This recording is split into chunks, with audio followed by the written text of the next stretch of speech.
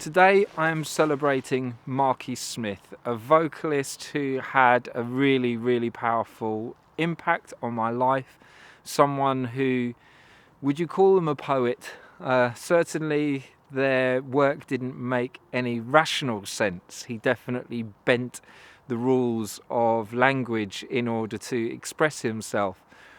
And even if it would be difficult to draw any literal sense from the lyrics that he wrote, it's still really clear that, certainly for me, a lot of his lyrics really hit home and seem to resonate with me and speak to me, which is crazy when you think that something doesn't quite make sense, but yet it touches us so profoundly. And I say that because so many people have been affected by his work over the years.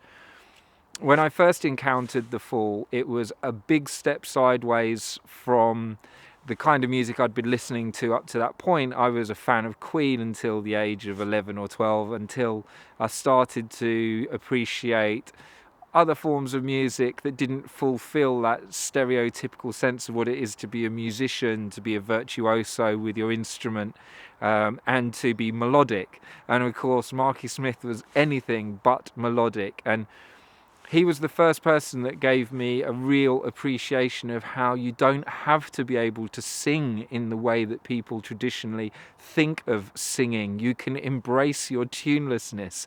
You can rant and speak and squeal and shriek, and it can be absolutely perfect. It can be better than perfect because it becomes your unique expression of yourself. He gave me enormous permission as a musician to not have to fulfill the stereotypes of becoming super familiar with the world of music theory. I mean, it was really interesting to recently hear Paul McCartney talking about how he still to this day doesn't know how to write or read music. You know, as I was learning instruments as a young man, I was made to think that you needed to do that in order to become a musician.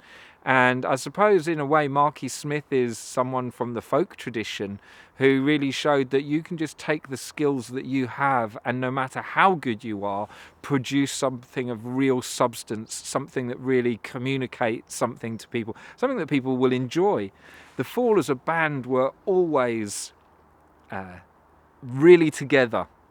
They were a rocking band. You know, Marky Smith was always very proud of his band in that sense. And yet they rarely ever had a key change. I can't even think of a track that did have. They kept these solid grooves going for ages, but just in a very focused, very simplistic way.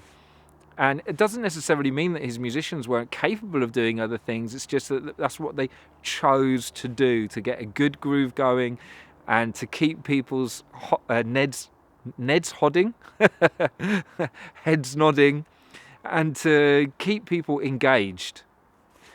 Marky Smith's lyric writing, his lyric delivery were absolutely unique in character. I mean, to my knowledge, I've never heard anybody prior to him accentuating his words to give this, I don't know what you think. He could put something at the end of almost any word to kind of give himself an extra syllable in a line, emphasizing the things that we were saying.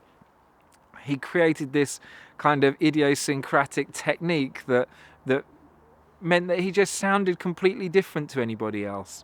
And it's been so funny in recent years, since his death, wanting to kind of understand a bit more about him and reminiscing and hearing interviews, watching interviews where interviewers one after another just seem to melt in front of him. I'm so glad I never met Marky Smith, because I think he would be definitely one of those cases where meeting your heroes doesn't necessarily bring you much closer to them.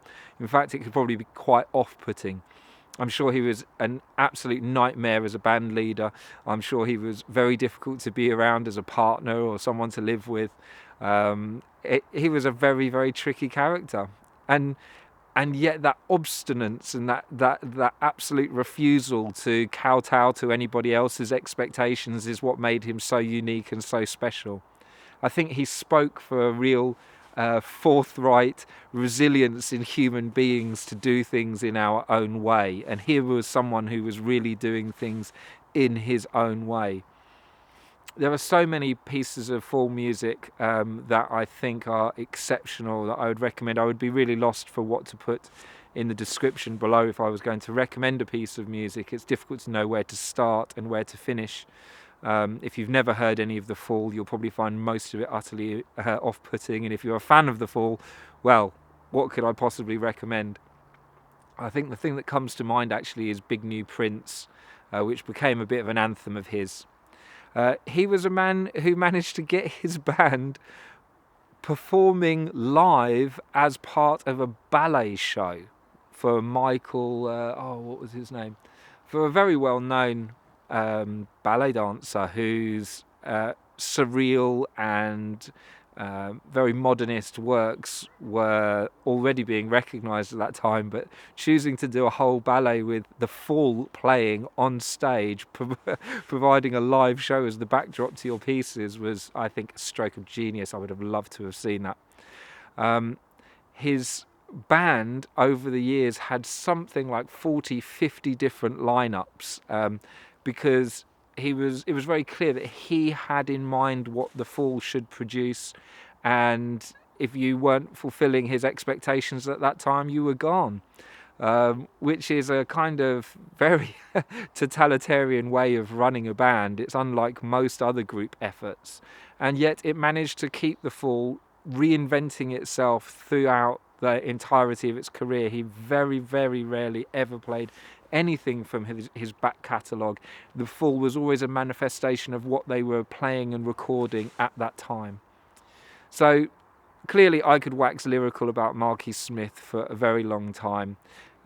He was clearly a tortured character in many ways because his profound use of alcohol and other drugs left its mark on him, and by the end of his life he did kind of look like the bit of a toothless, ranting, crazy old man that you wouldn't necessarily want to meet even at a bus stop.